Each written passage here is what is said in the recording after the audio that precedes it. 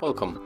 If you want to use applications in the pop-up view in your ALCATEL freebie, for the first you have to open the application that you want to use in this mode.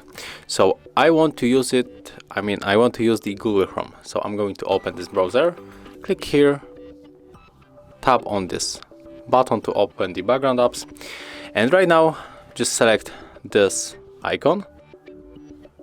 And as you can see right now, we got our Google Chrome in the pop-up view. And you can right now open other applications, for example this one, and we can try to open it one more time in this pop-up view. So that's how it looks. Thank you guys for watching. Leave thumbs ups, comments and subscribe to our channel. See ya.